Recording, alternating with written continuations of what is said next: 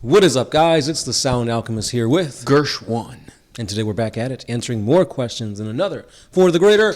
This is a video series where we answer the questions left by you, the viewer. If you have a question for us, comment down below. Put a question in front of your question because we get those questions first. And I've been told before that I look like a cult leader. If I was a cult leader, I have come up with the idea that corn would be the easiest cult to maintain and function. Yeah, because might makes right.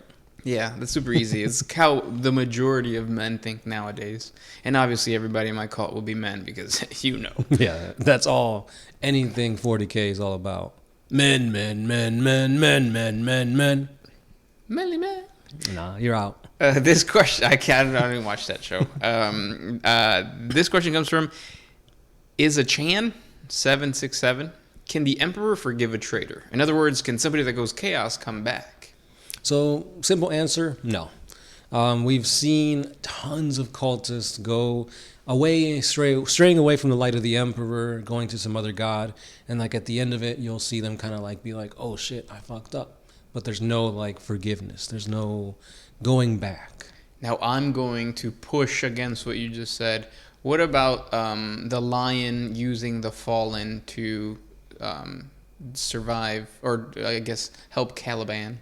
So, in my opinion, they're not 100% traitor. Well, they're traitors, yes, but they're not like pledging themselves to chaos.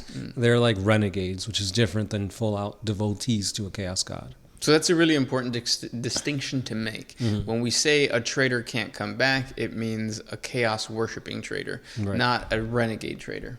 And it's kind of hard to tell because I think the Imperium usually like labels something as like, this is bad, therefore it is like the devil, which the devil in 40K is chaos. Right. Yeah. So the only one that kind of regretted his actions was Horus, but that's because Horus was used as a puppet for all the four chaos gods. Mm-hmm. And so at the end, when chaos removed themselves from Horus's body, the Emperor saw Horus and he was like, oh man, like, it's me. Like, I fucked up. Yeah. And the Emperor's like, you did. Boof. And the Emperor did something really nice for Horus, and that's obliterate his soul so that chaos wouldn't keep, like, messing with him. For some reason, it makes me think of, like, The Mummy. I think it was The Mummy, the first episode with Brandon Fraser. In the beginning scene, the emperor, or not the emperor, the main guy who's the mummy, the witch doctor, gets put into a casket and then a bunch of scarabs are poured into it and then they all just crawl in his body. And I feel like that's what Horus on chaos would be, just like a bunch of like things. But yeah, that always was nasty, just seeing like the scarabs underneath your skin moving around. Yeah. Ew. And it's funny that I feel like Games Workshop needs to take advantage of that for the Necrons. They kind of do with the Star Titan. No, not what was the latest? The 9th edition trailer.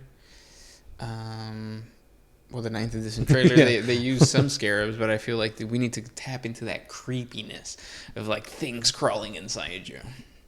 But yeah. Yeah, I have things crawling inside me, but those are just gerbils. Next question. WAAAGH 1000 Cook. The original Dune movie did not suck. As a matter of fact, it's actually better than the new version. The weird modules were dope in the original. We will respect your opinion and just call it as that, an opinion. No, I haven't seen it all. Yeah, I've seen bits and pieces, like clips here and there. And from what I heard, it's very 80s, to put it that way. And I think the Harkonnens being redheads and not being like aliens is just like the for me would be like taking me out of the entire thing, because you want to feel like they're alien creatures because they don't live on Earth. And then if you just have somebody that's a redhead, it's like, I don't know. It's like I see those on Earth. Yeah, they have no souls. Yeah. But I think if Games Workshop were to make a 40K epic movie, or when they do, I really do hope that they focus in on abhumans and just like the deformities of humanity, and not just like throw out like, you know, Henry Cavill perfectly fine, like nothing's wrong with him. No, I want him with 3 eyes, pale skin because he was born in the void, something cool like that. Is Games Workshop going to do that? No. Next question. Brian BBB. Gersh 1. Can you tell me what exactly is a Gersh? Me. I'm a Gersh.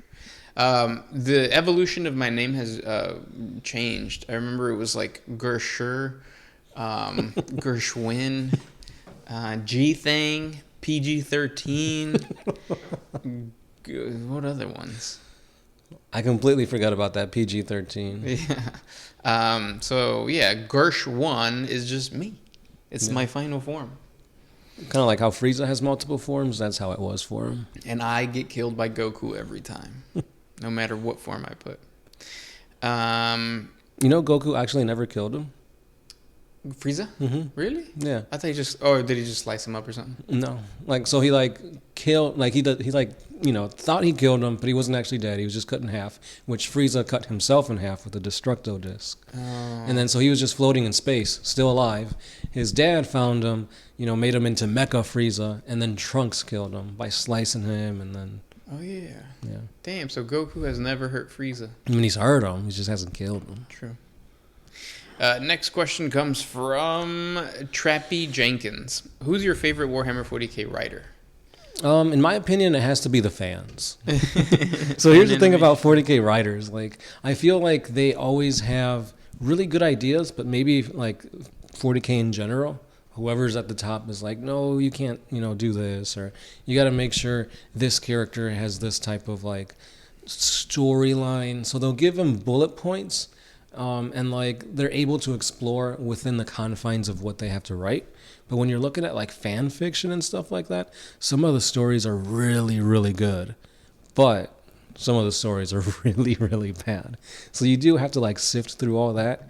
But at the end of the day, like I've read some really bomb, really amazing stories that just fans have written. Yeah, I think one of my favorite fan-written stories was an orc who turned into an Ogren because he wasn't getting enough, like, or he wasn't stuck in. He was basically a prisoner of war, and then he eventually devolved into an Ogren for some reason. Which, like, I don't know how that devolution would work, right? Right, it's just like, huh, what? Yeah. But still, like, the story is a pretty interesting one. Yeah. But for me, I think my favorite author would be Dan Abnett. Mm-hmm. That's not...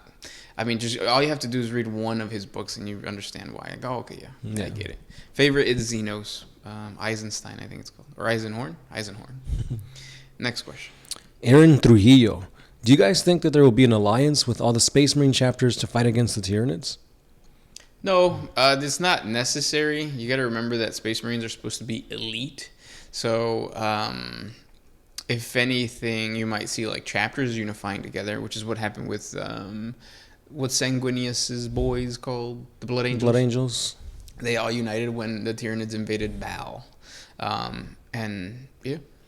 Yeah, right now I feel like the Tyranids don't need the entirety of the Space Marines to like unify to fight against them, because like a certain chapter can do it, or 2 chapters can join, or something along those lines, but. They are a threat. Let's not forget the Tyranids are a huge threat to the galaxy. So if the Imperium unified to this way, like all the other threats in the galaxy are basically going to be unchecked. Sure. So it's like we take out one threat, we might be in a worse position than we currently are. Yeah. So it's like they can't put all their eggs in one basket because then they leave themselves undefended. Yeah.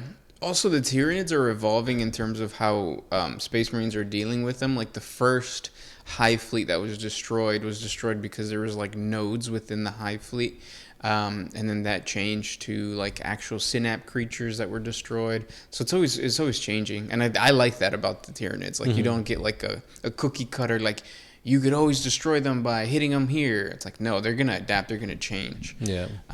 So sometimes you don't need force, which is what the Space Marines are. Sometimes you need brains, which is what Inquisitor Kryptman is. Yeah, I remember there was an instance where like the Tau, they were using, it was either plasma or pulse weaponry, and the Tyranids evolved so that their chitin could withstand this. So the Tau was like, oh shit, what do we do now? So they had to use like actual like rounds, like slugs and like bullets and stuff like that to fight against them.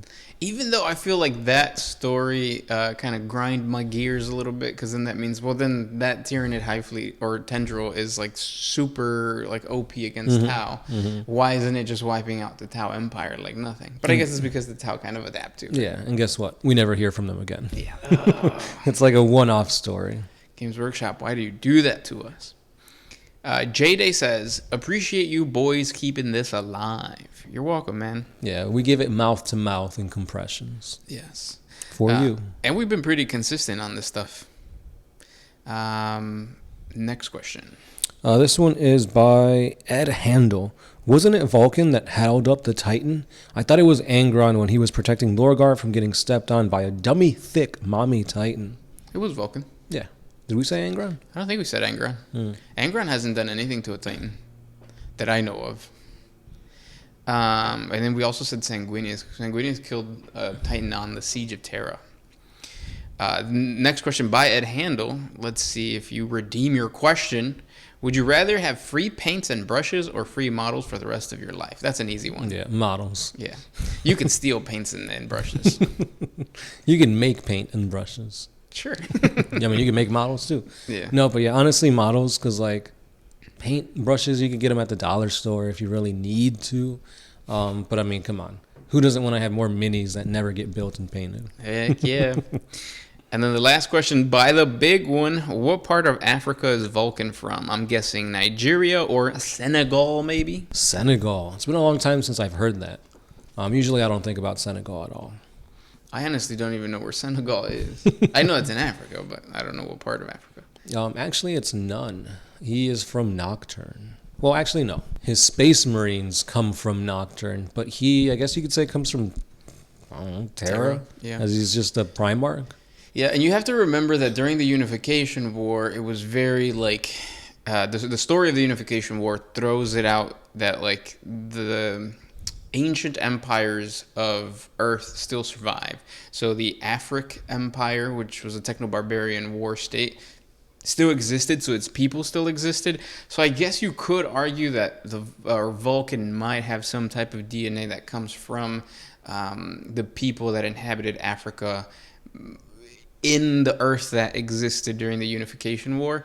But, you know, that's stretching it. So Yeah, and it's also like the Africa we know of right now looks vastly different than the Afric nation of like 40K, because like didn't like the seas dry out and like different portions of the continents get like obliterated and stuff like that. So oh yeah, Earth is not recognizable in 40K during the Unification Wars.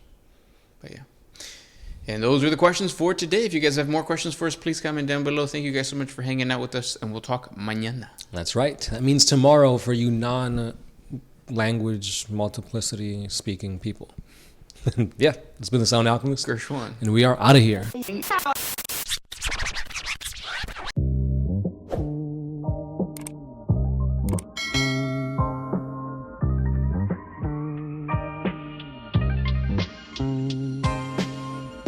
Always used to put my freedom first.